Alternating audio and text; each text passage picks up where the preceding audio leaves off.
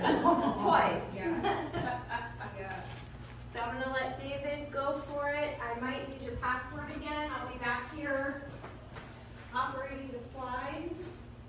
Okay. You want to just wiggle it? It's locked. Do you have it locked? Oh. Oh, there you go. There you go. All right. Well, hello everyone.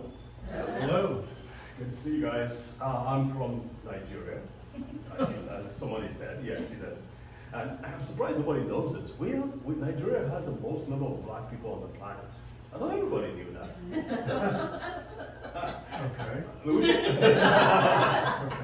Which country? Okay, let's try this one. Which country has the most number of people who look Chinese? China. There you go. So I run the Brain and Body Foundation. I am a medical doctor. I have been treating and managing brain disorders now probably close to 15 years. As I was telling, what's your name? Tammy. Tammy. As I was telling her, we started with kids with brain disorders. Kids like autism, cerebral palsy, seizure disorders, and so on. Can you all hear me okay so far? A little bit. Here. Do I need to raise my voice some more? Yes. Okay. Project. I'm gonna project. All right. So as I was saying, we started with kids with brain disorders, and initially it started as a charity. We wanted to find out things that would work in an environment where we didn't have access, where most people didn't have access to the super duper technology you all have access to over here, like Johns Hopkins and the experts, the establishments, the hospitals, the research centers. We don't have all of those things. And we don't have insurance for the most part either. So most people just have, especially the poor, just have to rely on their families. And so it's sort of necessity is a mother of invention thing. We had to learn how to help these kids with brain disorders. So we had to learn, okay, we had to use things that were safe, things that were effective, and things that would work within a few weeks. Because if they didn't see results, they wouldn't come back. So we had to make sure that these things work. So yes, we did a lot of research, but also we had to use a lot of our common sense and what was available. I'm saying that because a few years later, we started having people bring their parents with strokes and dementia and other neurodegenerative conditions. And so basically, because of our experience with kids, working with kids with brain disorders, we translated that. Obviously, they're different. Adults and kids are very, very different when it comes to treatment. But there are still some principles and some patterns that we could apply to adults. And so we got permission from the federal government. We went to the Ministry of Health. We showed them our research. We showed them what we're trying to do, and they gave us permission. And so we started working with kids with dementia. And so again, we started seeing the patterns. We started saying, okay, what needs to be done here, what needs to be done there. And based on our approach, we started seeing results, and we started documenting this, and we started teaching other people about these things. Why am I saying all this? Because as I was talking with Andy, there's a massive wave of dementia coming. Massive. I mean, if you think you've seen anything now, you ain't seen nothing yet, as they say. Massive wave, especially in the third world countries and developing countries, where quality of life is improving. Nigeria is still 53, 54 years is the average lifespan. And that increases by 10 years. We are in deep doo-doo. Because that means that there'll be a lot more people living in the 70s and 80s and 90s. And so it's really, really important that we begin to understand. As we're waiting for the great drugs are coming out. We talked about that with Andy. Amazing drugs are coming out, but they're still in the pipeline. They're not out yet. And so far, there's nothing that actually works. Now we know for sure that if you give it to the patient with dementia, by the way, how many of you is related to, I know, you as well, Matt? Yeah, my mom's starting with it a little bit now. Okay, I'm sorry to hear that. We know that even with the drugs, we're not getting, at this point in time, we cannot say we're getting results. We cannot say that. We can't even say that we're slowing the progress down. We can't say that yet. We just see our loved ones deteriorate further and further. It's worse in the black community. I was telling Andy too, I was profiled for my work with the black community with dementia, because when I saw how bad it was, I was like, we gotta tell black people because we are twice as likely to have dementia and to suffer more serious consequences than white people are. Why is that, do you think? Some of the answers are we are more vitamin D deficient than white people are, and funnily enough, we're the ones who don't like going out in the sun. One of the great. See Nigeria on the map. Says the pasty blonde-haired white girl.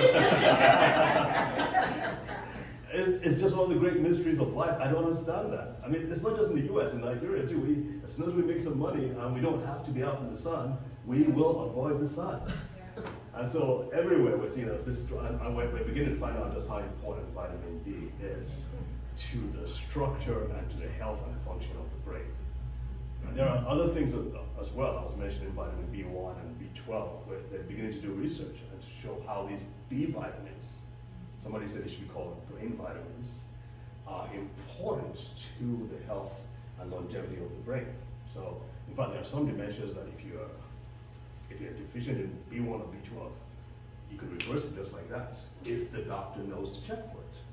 And that's another thing I'm trying to shout out: doctors check these things, especially with black people. Check for the vitamin D, especially in black people. So that's just to answer your question. There are a lot of other reasons too, genetic reasons, lifestyle factors, dietary factors, and so on. But that's one I can point to more than anything else. All right, so we're going to get into the talk today. I represent the Alzheimer's Association, and so we have a script. I hope everyone has one. Everyone has a sheet of paper, right? You guys got the handout? Good handouts. Okay. What, I didn't follow instructions. You gotta all follow the handout. Okay, good for you. Hey, plus 10. Take Plus it. 10. Plus 10. My overachieving. Now the other, told you it was gonna be a test. now the other question is, how many of you has a pen to write with? Does everybody have a pen? to write with? Is that worth extra points? Oh, There's gonna be a test. That's gotta be a I'm test. out. you were even asking, weren't you? I'm out. I have a hard-boiled egg. I've seen I how this already works. take one. Does it let's make a deal? Do we need anybody who's like to grab some? I have extras in my baby. Okay, good. You need a pen? I don't need one. Okay. You gonna run it? Are you recording this? No. No. Okay. No, I'm just, I am Joe. I may have to go in. You're just one. Well, if you're taking this one, I have to take this. Because your next wife can pick it. Yes. Like, you're the one that needs to take the next. Yeah, no. Okay, so as I made sure I left this up here. The Alzheimer's Association is they're very helpful. So please get their phone number. They made all of us memorize it and the website address and all that. So they're 24/7. Whatever question you have, whether it's for legal problems, legal aid, health, finding a good research place, finding a doctor, physician, whatever, they are extremely helpful. So be sure to take advantage of that. Andy, could you go previous until we get to the picture of the connected couple?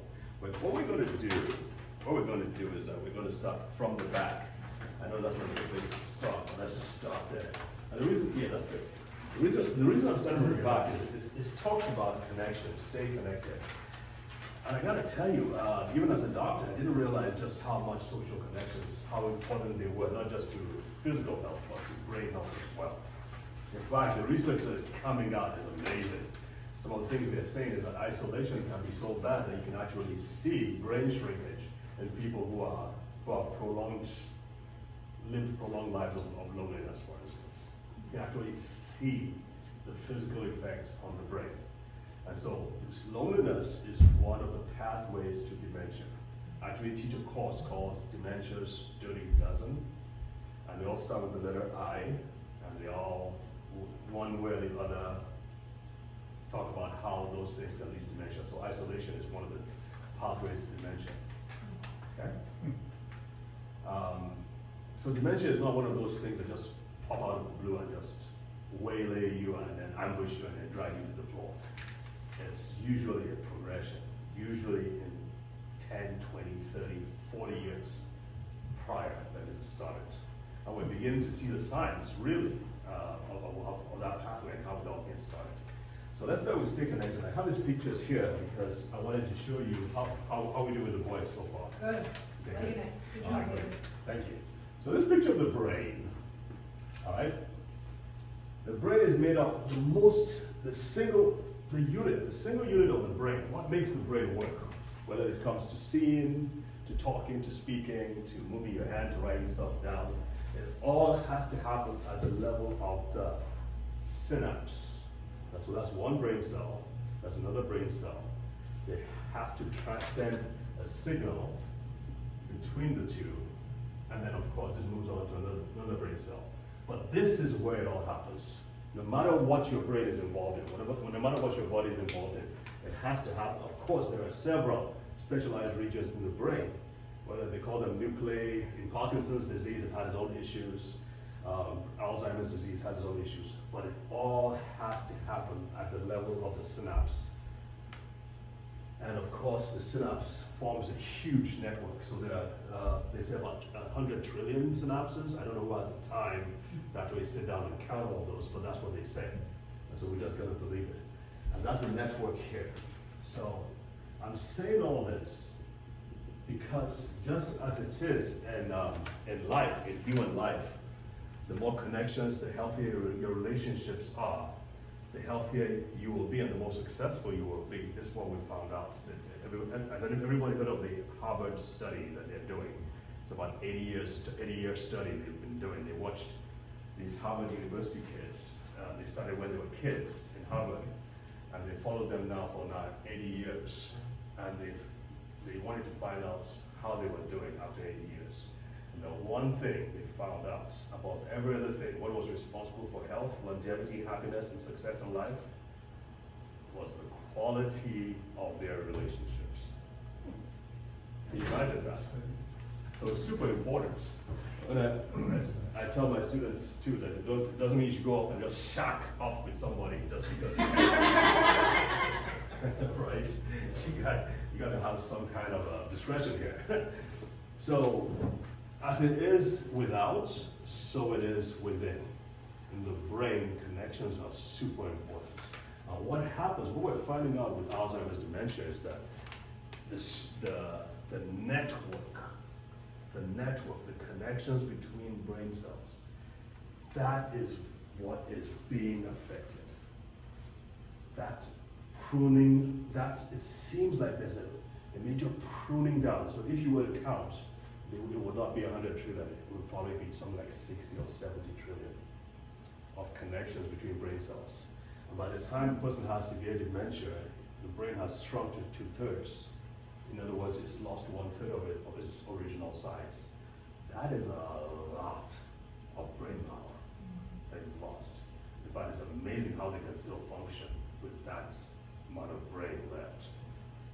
So it's all about the connections. And so, in my opinion, the drugs that they should be developing, they should be focused on developing is the things that can be got done to help nourish, strengthen, and improve the synapse. Because if you get that right, I guarantee you, this will take care of itself, and this will take care of itself.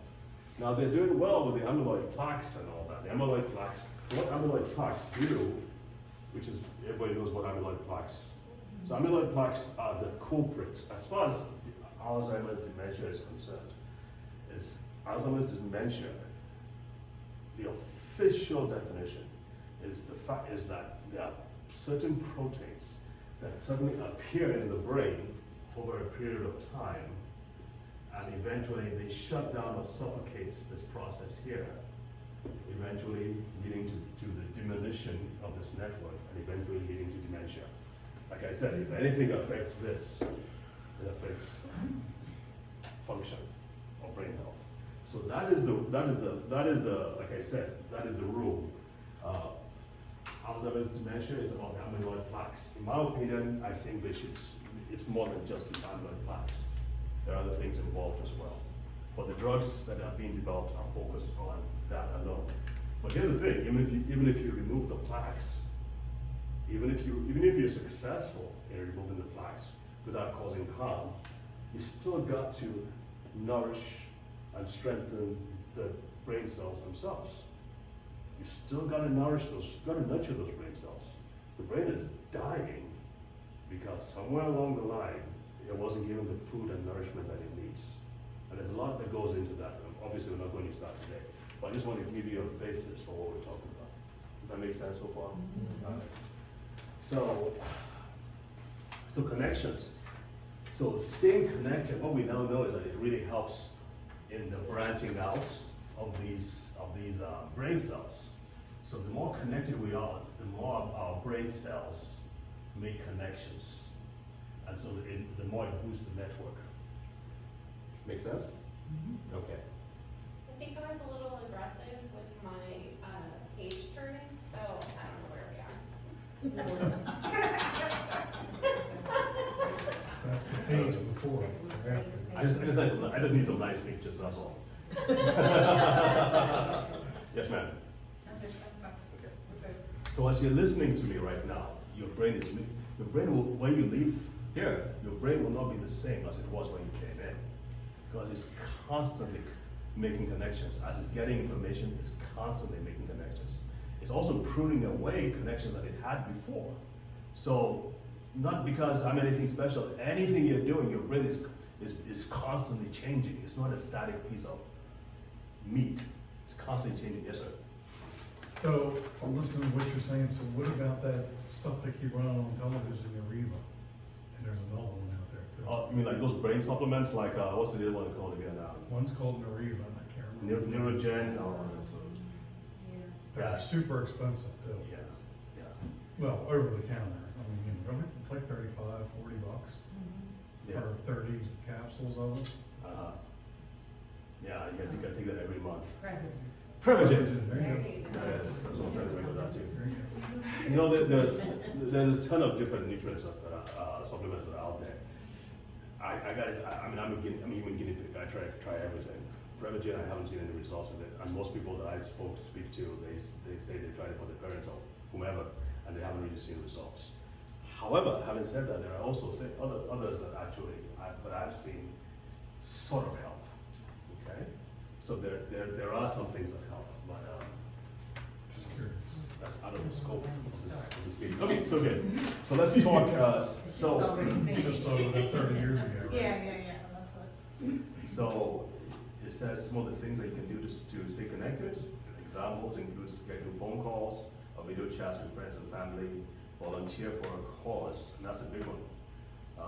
Volunteering really helps. I mean, you're not only connecting with other people, but you're also giving. Altruism is a great brain boost, I gotta tell you.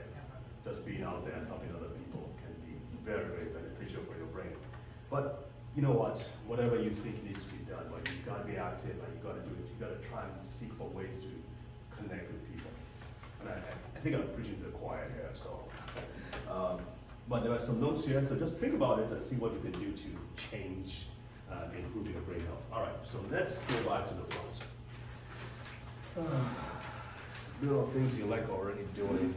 Okay, so let's go on to get quality sleep. Everything we're talking about now, I'm going to try and relate it to how it affects the synapse and the network, just so you can have some good perspective. All right. So get quality sleep. How many hours of sleep do you think we need as human beings, ideally? Do you need, Do we need? I would say at least 6 to 8. 8. Somebody We're say getting 6. old. 7 to 9? 7 to 9. That is the answer right there. What? 7 to 9. I know. It's like when I say 7 to 9, people just laugh at me many times. And I was in the military too, so I would sometimes speak at military conventions, and they would just burst out. I mean, it's like you're joking. That's not going to happen. Okay. So even if you can't get 7 to 9 hours of sleep, you need to make those hours count. The few hours you get to sleep, you need to make those hours count. And why is sleep so important? A massive amount of research is coming out. But sleep is so important because it's during sleep that memories are consolidated, emotional stress is reduced. It's also during sleep that your brain gets rid of the toxins. Now you gotta remember, your brain is an extremely highly extremely metabolically high-paced organ. It's constantly constantly burning stuff off, constantly producing energy. Oh, the brain is about 2 to 3% of our entire body weight, and yet it takes over 20 to 25% of the energy and the oxygen supply of the body. It needs a lot. It's a hog. It needs a lot. But in the process of it using all this, burning all this glucose and burning all this food, that produces a lot of waste products as well. And those waste products are can be toxic to the brain because the brain is also super sensitive. Those waste products are only removed from the brain during, guess what? Sleep. And it has to be deep sleep. There are several stages, like 4 or 5. Deep sleep is just one of them. So if people don't get the chance to have deep sleep, it means what? You're accumulating toxins in your brain.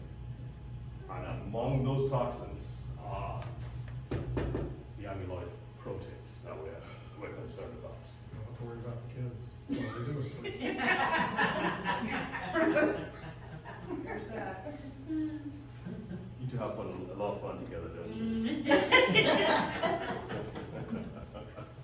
So the plaques are, so that is one of the things. In fact, they've done studies now when people who haven't had good enough sleep, they do sleep tests, and then they do PET scans, and they check their brains, and they found out that with just one night of not having good enough sleep, they see the amyloid plaques accumulate in the brain. You see that? Now think about that happening over decades.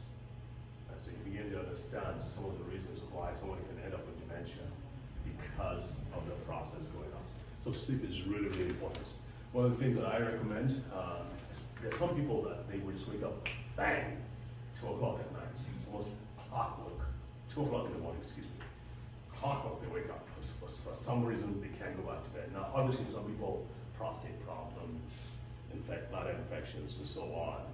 But there are others, they just don't know why. One of the things that they're looking at is stress. If you're stressed all the time, cortisol is what's produced during stress. It has a way of just bouncing back around that time between 2 and 3 in the morning, as it gets you wide awake. So some of the things I recommend for my patients. That's my patients, okay? I'm not giving you medical advice here. But one of the things that we know is that vitamin D, having low levels of vitamin D can predispose you to stress and waking up at night. So even for pregnant women now, they're saying that if their vitamin D levels are optimal, they sleep well during the night, and when the baby comes out, the baby isn't always waking up at night because the baby too has enough vitamin D. Yes. I think women do the same thing. D3 is the more important one. That's what I take. Good for you, Mitch. Word of the bottle says, I think it's like candy. I don't like chocolates. He's not worried. How much is she taking? It says 2. I take Like how many? 4 a day. This is a woman after my own heart. I don't sleep either, so I know if I could stop eating, I could go to bed. So you're taking all that vitamin D and you still don't sleep well? I don't sleep because I'm neurotic, so I'm up all the time. I cannot turn my brain off, which is by nature. I'm always in a hospital for 20 years. I can't turn it off. I'm solving problems in my sleep and coming up with new ones. Yeah. And when I have to go to bed when I am dog tired. If I go to bed and go like, oh look, it's 8 o'clock and nothing's happening, I'll just go to bed. I will literally lay there and I will count the ceiling fan as it turns for the 935th millionth time. I have to be like, I can't sleep. I maybe get 5 hours a night. Maybe. Wow. That's Well, not good. No. We got a term for you. Well, I'm gonna recommend you to do check your vitamin D because different people need different amounts. But what the range is 30 to 100. That's a blood test. If you're between 30 and 100, yeah, kind of good, right? Well, now brain doctors are now looking and they're saying that for dementia, where dementia is concerned, you need to be closer to 100. So the average doctor will look at you and say, if you're like 28, 29, they're like, you're fine. You're not fine. Right. You're not fine at all. I don't recommend it. Now they seem like sleep doctors now. They find that people who have problems sleeping, like sleep apnea, insomnia, whatever it is, they find that when they start treating them, it's only when their vitamin D levels are over 60. They say at 60. I said over 60 that they begin to see good results. Okay. So so here we are, doctors saying, "Oh, the big fridge, you can't take too much vitamin D." Well, I'm telling you, the advantages of having good levels of vitamin D far outweigh the disadvantages of having high levels of vitamin D. Because one of the things you can do if you have, really, from what I've seen, if people have too much vitamin D, what they have to do is they get a headache, they get a little jittery, and they can just back off. They can miss a day or a week or whatever it is, and they're fine. But if you're low in vitamin D, it takes months to get you back on track. And who knows what would happen during those months. COVID-19 is a perfect example. The people who are the worst forms of COVID are the ones who died, and the ones who died were the ones who had the lowest amounts of vitamin D in their blood. Everybody thought that it was not happening in Florida. It was happening there. They just had sun.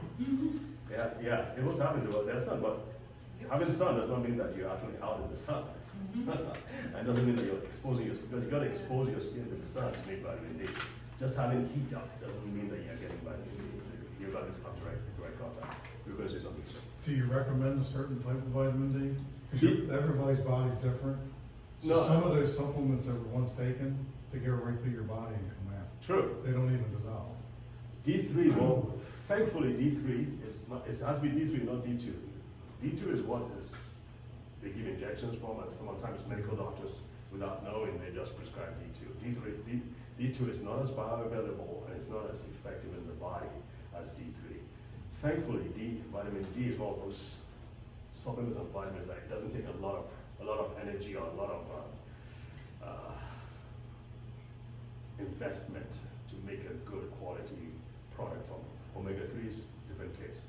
For vitamin D, over-the-counter on Amazon, Sam's Club, super cheap. Here, And yet they work well. $10 to come make it damn good. Already All Does right. everybody's I was gonna body say- absorb it different though? Like I Yes. could take a 500, he could take a 500, but mine could go up and his could not, so Which is why it's so important when you do a blood test, so you know. just so you know what you need to take Yeah. and what your body absorbs. Yeah. See, I do a D in the morning, but I take a melatonin the night before I go to bed. And I learned with because I will sleep 7 or 8 hours Good. with the melatonin. Good. But you have to buy like the gummy, and you have to let it dissolve in your Okay. mouth. If you just chew it up, it doesn't work. I notice if I just like suck on it, let it dissolve, works perfect. Nice. So it's probably with the D3 stuff too, you probably have to let it dissolve. So it absorbs into your body faster. Well, D3 is kind of like it's absorbed in the fats, so it stays in your body a lot longer. But you might have a point there. Okay, how are we doing so far? We've done 2. One healthy. What I want to leave this point with is you got to do everything you possibly can to have good quality sleep. Another thing I want to mention is that you got to sleep in the dark. You got to sleep in the dark. If it means getting what they put in the airplanes, the eye mask. If your shades aren't dark enough, if there are lights, if there's TV light is on, if the phone, please don't sleep with your phone under your pillow. I beg you. All right, push the phone away. Not on your nightstand. And I'm serious because it does produce those EMFs, those waves, which will mess with your brain's waves. Your brain is electrical. The cell phone is electrical. Those waves are going to interfere with each other, and so it's going to affect the quality of your sleep. Okay, so please stay with your phone. But most importantly, sleep in the dark. Sleep in the dark. Make sure you sleep in the dark, because that's where your brain produces the melatonin and produces other chemicals that your brain needs to repair and totally relax. Got it? All right. One change I can make now, so think about that. One change I would like to make in 3 months. One tip to help me be successful. Let's move on to the next. Be smoke-free. Obviously, I don't spend much time here, right? No, I mean, I hope nobody's really smoking a lot, okay? Maybe not at all, I hope. So what smoke does, what smoking does, is that smoking produces chemicals which actually reduce the blood flow. That's the main thing it does. And yes, it has addictive properties as well, and yes, it has some chemicals that can cause cancer. But where the brain is concerned is that from the heart, the blood going from the brain to from the heart to the brain, excuse me, what smoking does is that it actually narrows these blood vessels. So you don't get as much oxygen and nutrients as you should. And what does that mean? It means your, like we said earlier, your brain cells are energy hogs. They're going to start dying off if they don't have enough quality blood flow. You don't have enough oxygen and so on and so forth. So you really, and that's why people who smoke have more wrinkly skin, because part of what happens is that the blood flow in the skin is affected as well. So please, and same thing with other things like, what's the other thing we do with vapes? Vape. Those are chemicals. Chemicals can be very toxic to the brain as well. So anything, marijuana and all that, even marijuana, it helps. I gotta say, I mean, I'm a doctor. I know I treat people with pain and issues and all those things. Yes, marijuana helps, absolutely. But at a cost. We now know that chronic smoking of marijuana affects the brain centers that have to do with memory and reaction time and processing time. So it's not all that good. But if you have to take it, you got to take it, right? All right, so let's go on to the next one. Taking care of your mental health. Give me a second. Any of you, I know all of you have relatives. Did any of your relatives who have dementia, did they have a period in which they were depressed or anxiety? Andy? Very much. Really? Yeah. Yep. Depression and incredibly high anxiety. Because of her work? Or No, because- I think it's the realization that she's not able to do things as she plans or as she once could, and then but not really making the connection and understanding why. So then there's the frustration, and then there's the depression because, Yeah. you know, I mean, she'll say, I just can't do anything anymore. You know, just do it for me. I just can't do anything anymore. And, you know, it's a vicious cycle. You get anxious Exactly. anxious about doing it, and then you get frustrated because you can't do it, and then you get depressed. Yeah. It's sad. It really is. Yeah. Anybody else? And when you get it back on, you just scroll to where it says mental health. That's part of mental health. Okay. I think it probably anxiety. I think his adult ADHD, undiagnosed. You know, he's 76, so I think he had a lot of that predisposed to that, just anxiety and ADD, ADHD, put whatever label you want on it, OCD, bring in the D's, right? Yeah. I think that he had that. I think it's even manifest more now because he doesn't have the ability to have that filter where he he would have had it in check Yeah. as like a big brain individual, but now doesn't have the ability to turn that off. So everything now is just rapid repeat, I think. Yeah. Yeah, so those mental health issues, depression, anxiety, ADHD, even kids who have Down syndrome who live to have longer lives, they see the amyloid plaques develop in those people a lot more than the regular population. The thing about depression and anxiety or anything stressful over a chronic period of time is that stress generates a certain chemical in the body called Cortisol. Yes, sir. Cortisol. Now, cortisol is not a safe thing to have in your body for more than 11 minutes, as in high levels. Cortisol was meant to be like a spurt, a boost, right? To run away from what? The saber-toothed tiger. The saber-toothed, yeah. Predator, whatever. It was like, so flight, fright, freeze. Those were just emergency stopgaps, just so that you can deal with the emergency and then get back to normal. And we're never supposed to have those cortisol levels at high levels. And what we see is that many people who eventually go on to develop brain disorders like dementia, they've had constant grinding stress for a long period of time. And what cortisol, high levels of cortisol for a long period of time does, is it do or does to the body?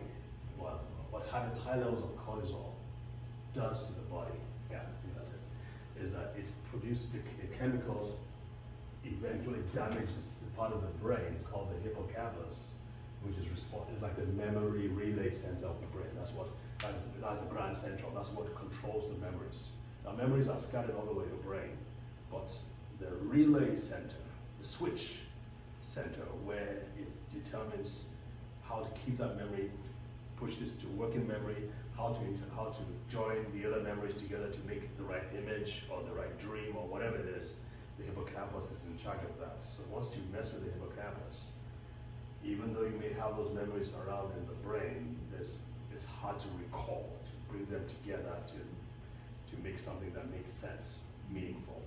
So the hippocampus is super sensitive to cortisol levels, and that's what happens. So eventually it causes those problems. So mental health, and I'm so glad that there's a lot more emphasis on mental health these days, because hopefully it will address it. But I just wish they would talk about other things like nutrients and all that, like vitamin D and all these other vitamins, because it's one thing to counsel with someone. You can do all the counseling you not want. If they're deficient in certain nutrients, it's going to be hard for them to make the right changes, and it's going to be hard for their bodies and their brains to recover. I mean, they may make the right necessary practices and habits, but if you're deficient, you're deficient. Counseling is not going to take you over the finish line if you're still deficient in those things. And again, I speak like this because I come from an environment in which we realized we had to learn these things to be able to help our patients. And so, given then doing the combination of having the expert help and having your nutrients and the things that you need, that your brain needs, I think that's a winning combination. It should never be one without the other. But if you had no other choice, then the best one is to ensure that at least the nutrients your brain needs are being supplied. Does that make sense? Okay, good. So make time for something you enjoy. Make sure you relax. Make sure you get enough sleep. I'm going to add that because sleep is critical to having good mental health. Okay? Pay attention to your stress levels and symptoms. Another thing I'll recommend is to make sure you get your blood pressure measurement, because as you know, increased stress means increased blood pressure. You never know. Sometimes it just happens. Some people say they know when their blood pressure rises, they get a headache or whatever it is. Most people don't. So that's why it's called the silent killer.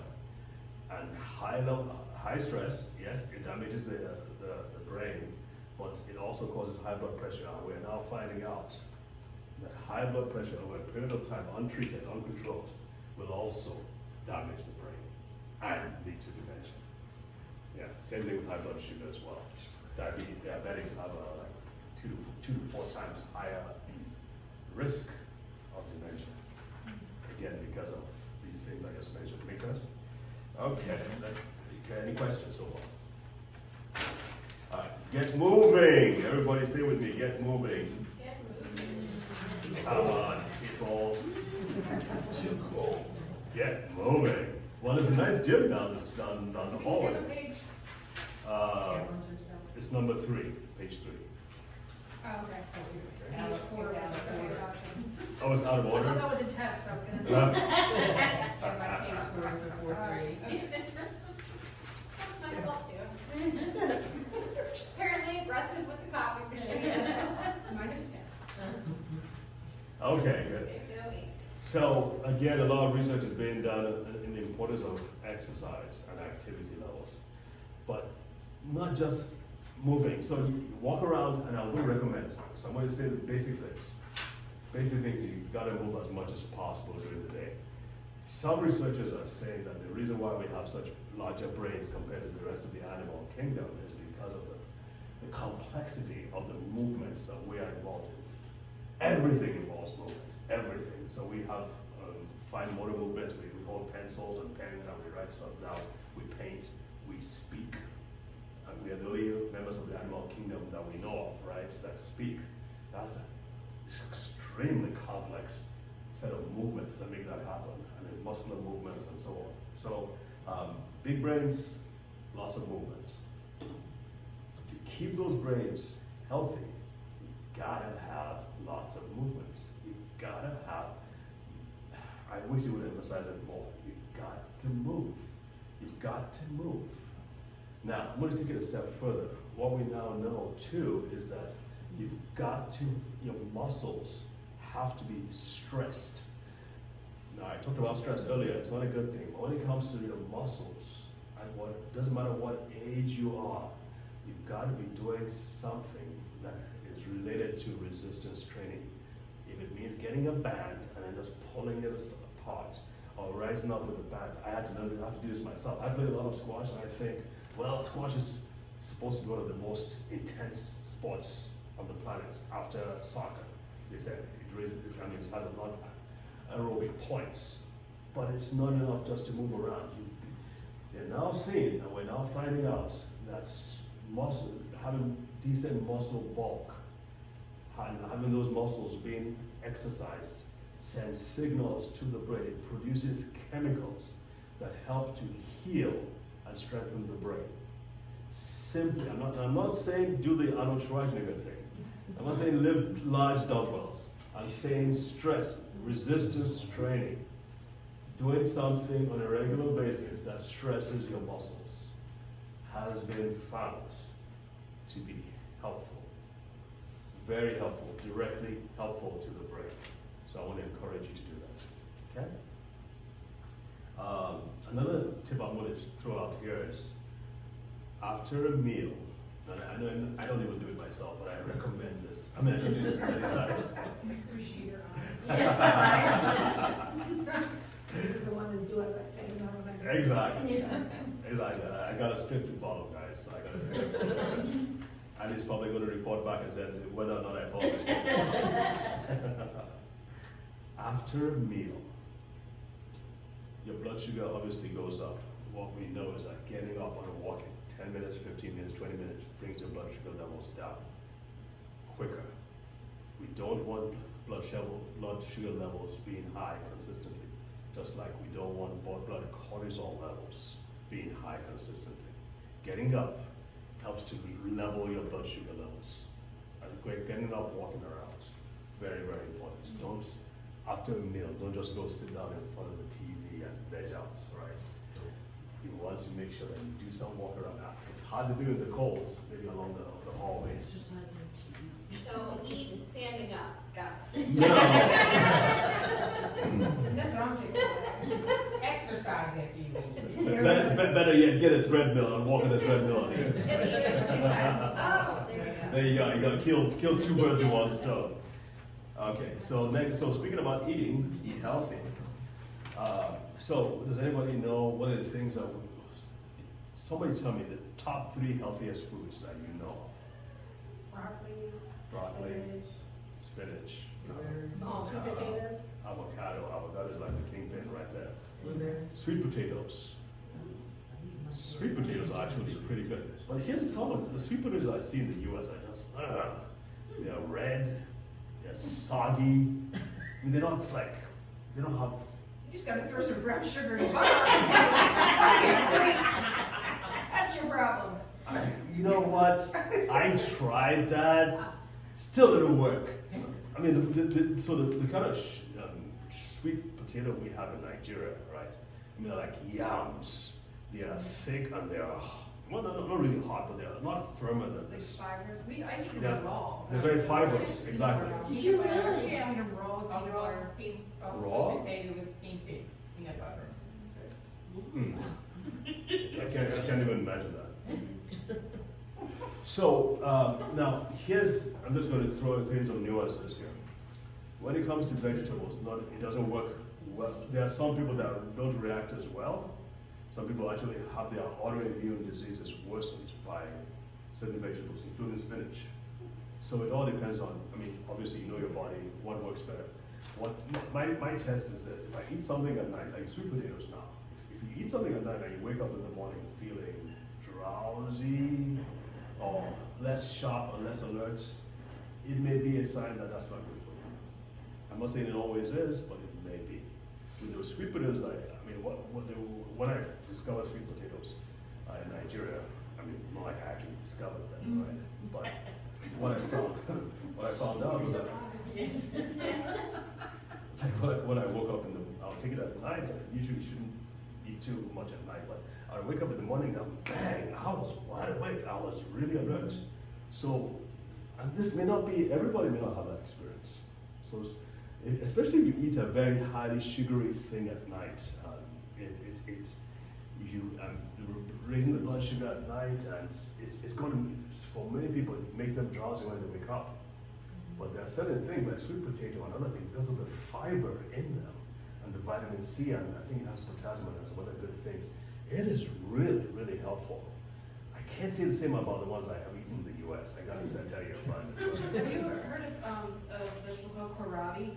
kohlrabi, no. Kohlrabi, yeah, it's like the, Sounds like, Japanese. Broccoli and cauliflower mix, right? yeah, it looks more like a turnip, but it's supposed to be like the brain kohlrabi and, jicama too. Jicama, like, the other thing is, who can afford to eat, who would be like, we have, see this, here's the problem. We work 26 jobs, get stressed out, not sleep, who afford the sweet potatoes? It's the government, they want us on the cheap True crap. story. Yeah, So, kohlrabi's supposed to be- but then there are other people too who do well with animal products, like eggs. By the way, eggs are the best things you can do for your brain.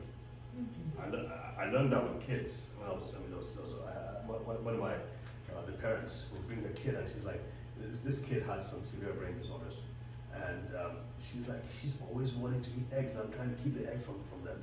By the way, we have a lot of stupid, superstitious beliefs back home that if you give a child fish or you got a child eggs, they might grow up and learn how to steal stuff and all that. So she was concerned about that, and maybe it's a bad thing. And I said, no, make sure you give her all the eggs she wants to take, because the brain is like pushing her, that child, to eat those eggs. Why are eggs so important? Well, amongst the many things it has high levels of proteins, high levels of the good fat, high levels of choline. Choline. Has anybody heard of acetylcholine? Okay. So but if there's one drug that has been successful in treating Alzheimer's disease, that has been the most, like the drug for Alzheimer's disease, is called Aricept. Aricept increases acetylcholine, which is like a memory neurotransmitter in the brain. Okay. I mean, it hasn't worked very well altogether, but that is the drug that everybody starts with for sure. So the eggs have choline, so the acetyl is like an additional chemical to the choline, but the main thing is the choline. Your brain just adds the acetyl to it to make the acetylcholine neurotransmitter, which is essential for memory. Okay, so eggs have choline in them. So that would be another thing I would really encourage. Give your parents, your loved ones. I've also been doing a lot of study on meat as well. I know I gotta be careful here, because eating meat has been associated, especially red meat, has been associated with a lot of other health conditions. But when it comes to things like dementia, what these guys and gals need is a lot of protein. You need a lot of protein. And it seems like red meat, amongst other things, give you the most bang for your buck. So I actually listened to a podcast. This is a doctor and another person who owns a care facility where he had the live-in residents who many of them had dementia. And after doing a lot of research, he started making steak dinners for them. And he said I was amazed. So he took away all the sweet stuff, right? All the nice cookies and candy and all those which the residents loved, but it took them away because it's giving too much sugar. Remember, sugar is about it. It can actually be a toxin. He started making good steak dinners for them, and he said they improved. Now, that is anecdotal, right? It's an anecdote. However, there seems to be some validity to it when you really study. Another thing meat has is high levels of vitamin B12. That's why if you're a vegetarian, they say you need to take vitamin B12 supplements. If your brain lacks vitamin B12, it degenerates instantly. So you also wonder like how like a lot of the, I don't want to say like fad diets where they have you eat like, you know, yeah, you start at one minute, they don't have you start at another, you can only eat off this part of the pyramid table, like you know what I mean? Like I wonder how that's gonna play over the long haul when people have taken like, you can only eat, you know, vegan, no this, like not any offense to anybody that does that, but like I wonder what that's gonna do over the long haul when you, because your brain needs certain things that we have now said, don't eat it. Yeah, exactly. As you said, only time will tell. I mean, there's a lot of experimentation going on here, yes. Only time will tell. But I can say this, if you take enough fiber, you get fiber, good fiber, take, again, for adults, people who are actually dealing with dementia, that might be something you might want to consider. Good steak, and see how that works for a couple of months. This isn't medical advice I'm giving you, I'm just saying this can be helpful. Because what you want is that your brain needs to be fed. And you gotta get the fastest, easiest, the most cost-effective, I guess, way of doing that. And don't forget your vitamin D. You are not gonna get vitamin D from your fruit, nor from your milk. You are not gonna get enough at all. And the sun isn't, even when the sun is out, you are not getting vitamin D. In the winter, you are not. Even with the sun out, you got butt naked. We'll write that down. Standing up, running around, butt naked. My kind of guy. What else have we learned? Years ago, I had a conversation with my chiropractor Yeah. about how the government constantly lowering the recommended rates of cholesterol and fat and stuff and everything. And he was just livid. He said the brain is cholesterol, the brain is fat. And he said, I don't know what it's going to be doing to the generations that are following these guidelines. He says the government is not helping us any. We are already beginning to see the results of that. It is indeed, it's tragic. But it's my doctor that's telling me, your cholesterol is too high, and then my chiropractor is saying, but your brain is cholesterol, it needs it. If you would eat standing up and walk around butt naked. So Swallowing vitamin D pills. So I mentioned butt naked because even the sun, you can, the specific rays of the sun that are needed for you to make vitamin D don't get to the earth during the winter. Yes. Only when you get to spring. There's something about the tilt of the earth during the winter. And so, especially the northern, which we are now, northeast. So you're not getting it. So there's just no other choice than to do it. And I went, oh my God. I say this more for the black people because, I mean, even during the summer, they're not out in the sun, right? What chance they have? So I'm like, you are definitely vitamin D deficient. Don't even think about it, especially if you're over 40, you're overweight, most of us are. You're not getting out in the sun. Even with the sun, nothing. So you better think about it. Talk to your doctor. Like I said, check your vitamin D levels as much as possible. Am I talking too much about vitamin D? I'm getting the sense that we're supposed to retain that. Vitamin D good. You got a little sample pack up there? That would Little work. goodie bags of vitamin D every day. Maybe I should do that. Your body does retain it, but your body it's stored in your fat. So yes, your body retains vitamin D, but vitamin D is used for everything. Everything. Fighting off infections, healing the brain, repairing the brain. So you don't kill yourself. Your body is using up vitamin D. It's being used up every single day. So yes, you may store it. Yes, it may last for a couple of months, maybe. But before you know it, your vitamin D is in the toilet. Vitamin D levels in the toilet. So just you got to stay on top of it. So vegetables, build meals around vegetables, beans, and whole grains, very important. But I don't know why they're afraid to say. I guess everybody's going vegan these days, but I got to tell you. Another thing I want to tell you to avoid as much as possible are the seed oils. We've been taught that vegetable oils are healthy. Has anybody heard otherwise? So you believe, everybody here believes that vegetable oils are the healthiest thing you can give your body. Yeah, olive oil. What? Olive oil. Olive oil. So olive oil is a vegetable oil. So when I think about vegetable oils, I'm referring more towards seed oils, canola, peanut oil, sunflower oil. There's another one now. Sesame oils. These are seed oils that we've been taught are healthy for us. They are not. They are amongst the most toxic things for your brain, especially. Okay? Now. Yeah. Back to the Lord. Yeah. Bacon grease. Lard and butter are actually a lot healthier. So What? Because it came from the.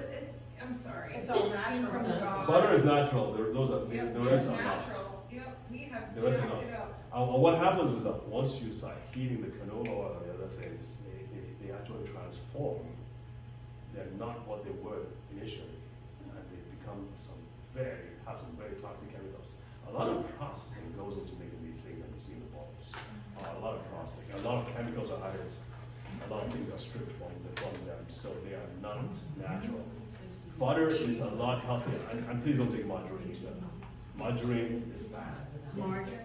Margarine is bad. Andy, did you know We're that? cleaning it Yeah. up. This is terrible. Butter all the way, man. You're a butter person? Yeah. You gotta take butter. That's a healthy thing to go. I stopped using margarine when I read an article that said it was one ingredient away from being plastic. Yes. And that Margarine. freaked me out. I never bought it ever again. I saw a YouTube video where they tried to put margarine in a frying pan, right? And they waited for it to like all melt up and all that. I watched that thing for almost 15 minutes. It didn't happen. Wow. It just didn't happen. It stayed solid.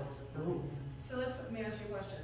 Yeah. This will be a yay or nay. Artificial sweetener, because you hear so much stuff about that. I've read the study on the lab rats that I'm like, I would be like a 500-pound lab rat if I went by there, like how much you had to put in your body for it to have an effect. Is it what it does to the level of your, like, the tricking of your brain with the glucose? Is it the chemical breakdown? What are your thoughts on that? Quick answer, straightforward answer, no, I avoid any artificial sports.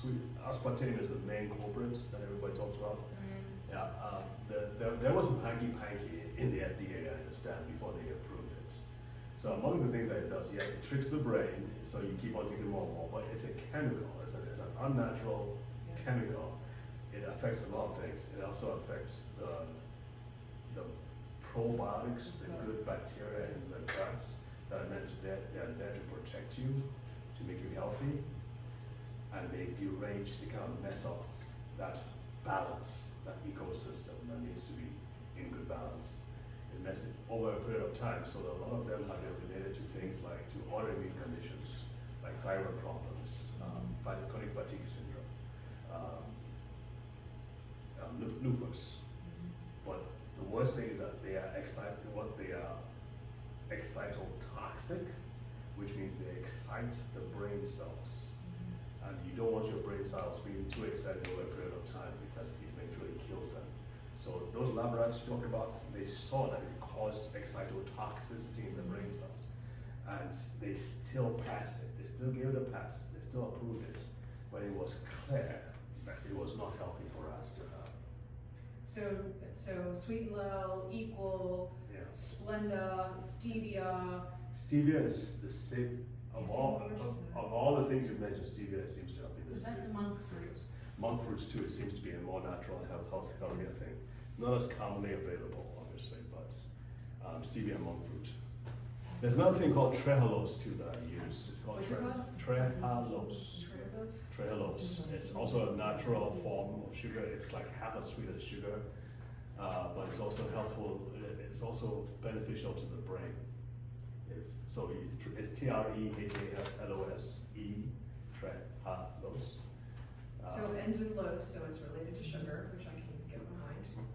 Like that. Sucrose, glucose, lactose. Yeah, that's right. Yeah. So yeah, I would stay away from anything that has aspartame. That includes diet soda, diet cokes, and the rest of them.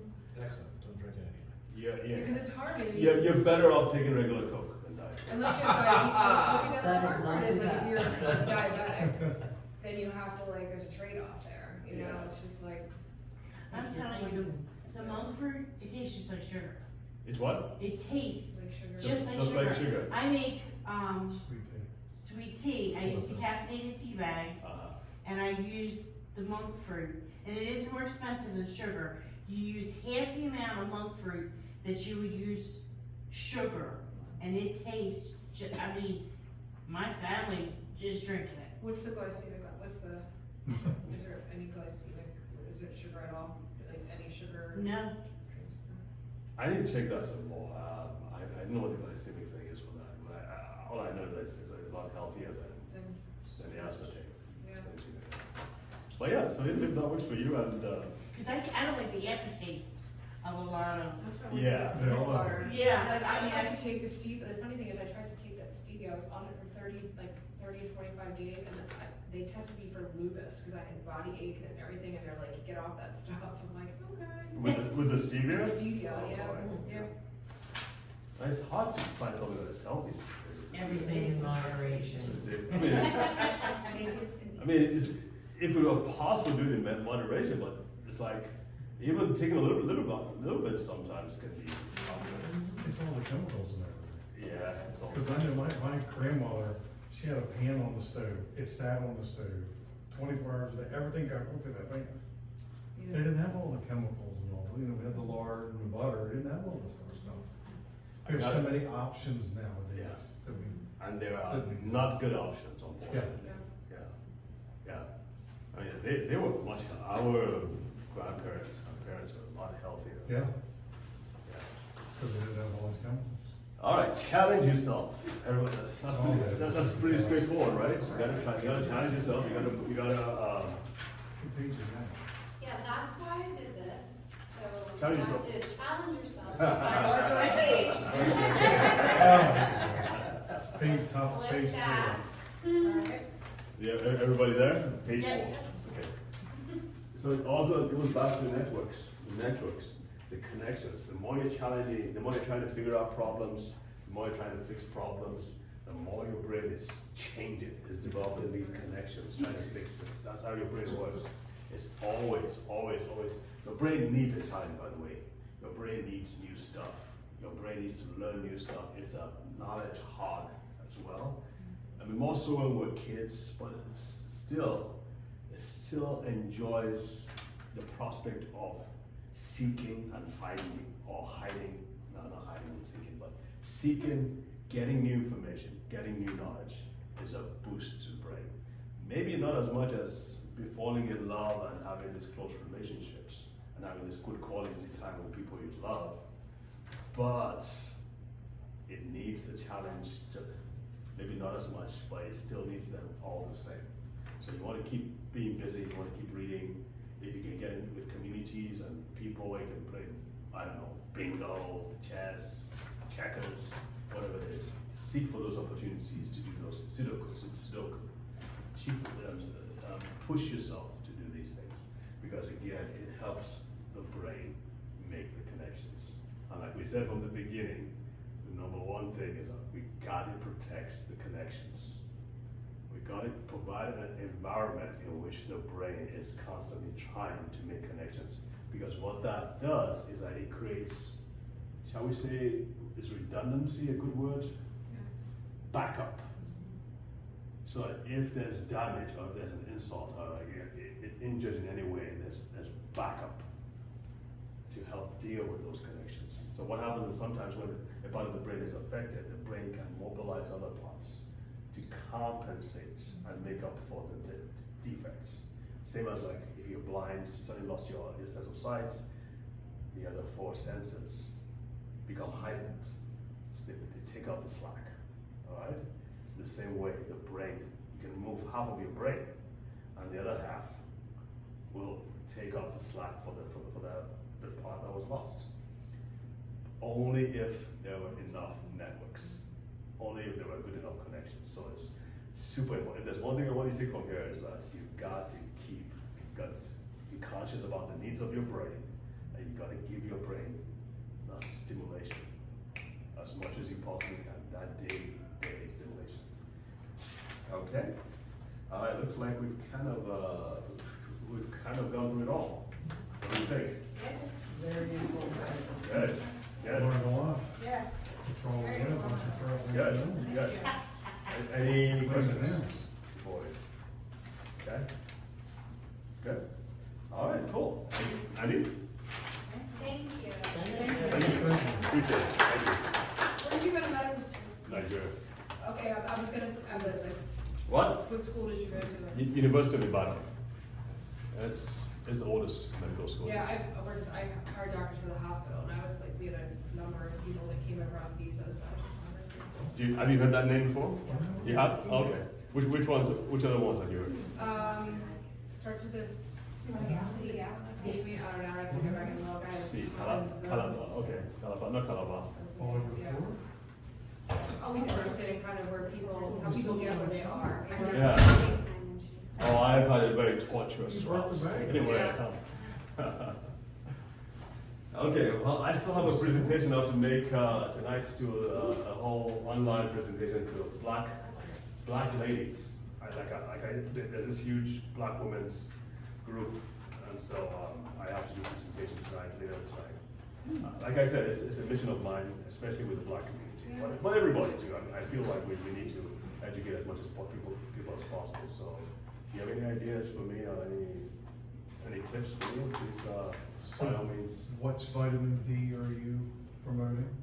Meaning, it doesn't matter what the number is after it, just as long as you're taking vitamin D? It has to be D3. I said Tammy, the gummies. It has to be D3, but you can get it anywhere. It really doesn't. I do the little gel. That's what I do too. I chew them. I just pop them in my mouth and chew them. Yeah. Is that what you do? Little yellow. Mine are gummies, Oh, yeah. they're gummies. Mine's a little yellow too. Yeah, that's what it's It's a little gel cap. And the last time I had a blood test, the doctor said, your vitamin D is rather high. I said, is that a problem?